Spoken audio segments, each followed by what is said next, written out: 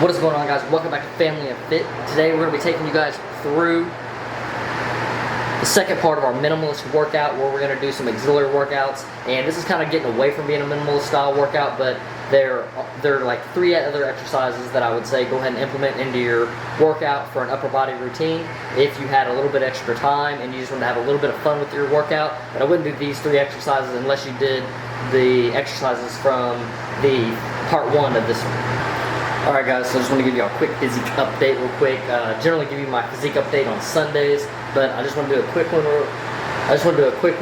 Because it's Wednesday and I haven't been really updating y'all as much as I'd like to and doing as many vlog style and just like overall fitness, overall diet progression, and just like I wanted to like document this more and vlog it more and whatnot, but like I just really haven't had like the capability to and the energy to, so just wanted to give you all a quick one before I hit this here Tana bed real quick. This here Tana bed, yeah.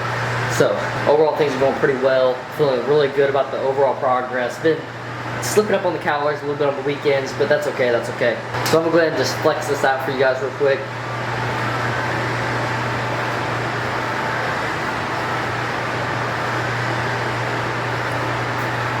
I definitely need to get a little bit leaner in the core section, and I've definitely lost a lot of weight back here in the love handles, so I'm feeling really good about that.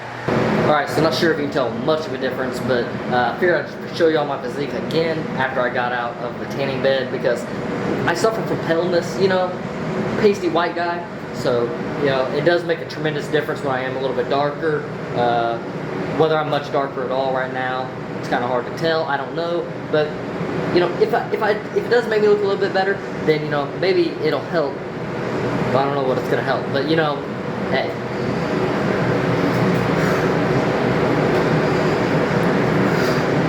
Alright, so I'm gonna go ahead and shut up and take y'all out to the gym and go through these 3 exercises that I'm here to show you guys today. Alright, so this is gonna be the first movement that we're gonna be doing here. It doesn't really matter what order you do these movements in, but we're gonna go ahead and start off with the tricep push down.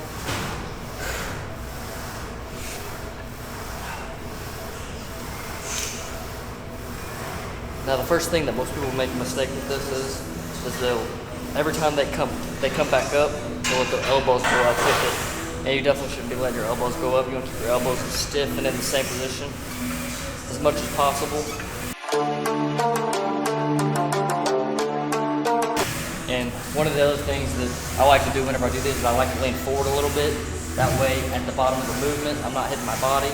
So if I lean forward a little bit, if I get down to the bottom of the motion, it's not hitting me in my waist, and I'm able to lock my arms out completely, lock out at the elbows. Let's go ahead and hit up this next movement. You like that?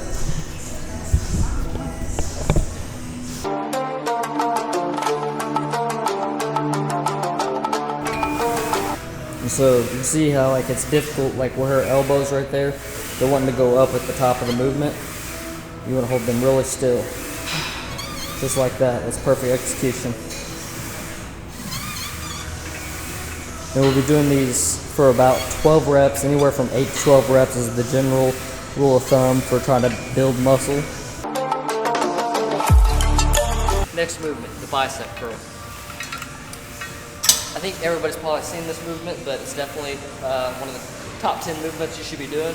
Now, whenever I do these with a cable, which is one of my favorite ways of doing these, is I like to lean back a little bit, because whenever you just stand here, you don't get as much of a stretch on your biceps, but if you kind of lean back and kind of almost push your torso forward a little bit, it puts a little bit more tension on your biceps before you can start out with the movement. And then also at the top, you have your arms are a little bit more in line right here with the cable versus if you just try to lean forward and pull.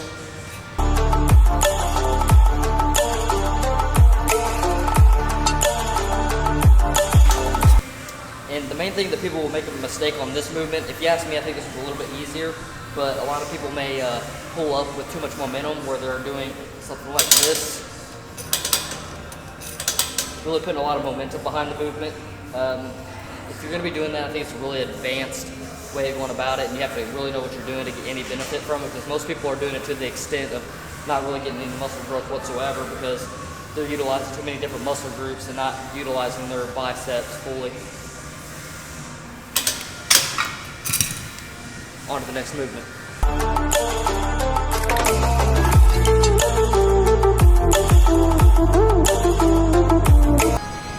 Alright, so for this next movement here, we're going to be doing some shoulder raises. I generally like to do these really lightweight because if not, I tend to cheat a lot. I want to use too much momentum, and I will do that on certain sets, but for demonstration purposes, I definitely don't want to be doing that because, like I said, it's more of an advanced technique.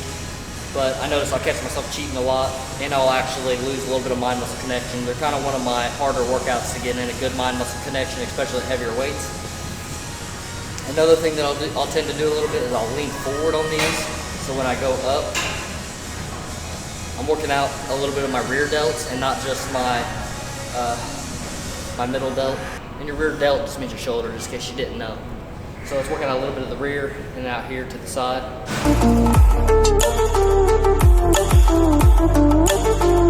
And then another way you can do these is just standing more upright and hitting them like this. Standing more upright like this works out more of the side delt, whereas leaning forward works out more of the rear delt. And the main reason for doing that is a lot of times your rear delt is a lagging body part for the majority of people. People whose shoulders are rolled around really bad. That's generally the reason why, is because they have an overdeveloped anterior delt, and then their rear delt is just lagging, and therefore their skeletal structure does not stand upright.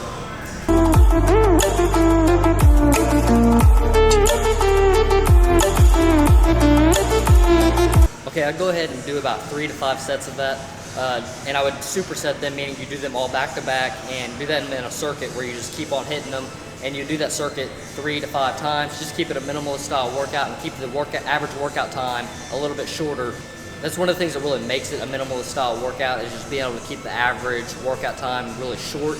And by doing that, you're able to get in a little bit of cardio.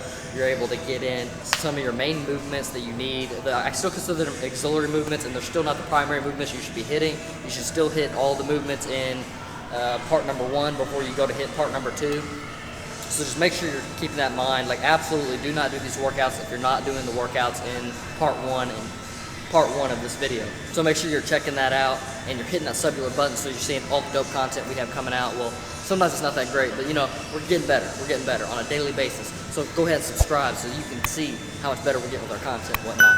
One last tip before y'all run away. Fucking leave catching another video.